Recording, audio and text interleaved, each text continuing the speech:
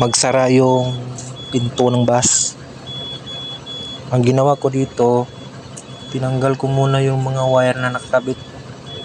Nilagyan kasi ng mga kasama ko ng accessories, kaya tinanggal ko kasi bawal yon. Ganyan. Papalitan ko ng bagong magnetic auto door para hindi na babalik pa sa kung ano yung sira niya ngayon, para tuloy-tuloy na yung biyahe ng bus.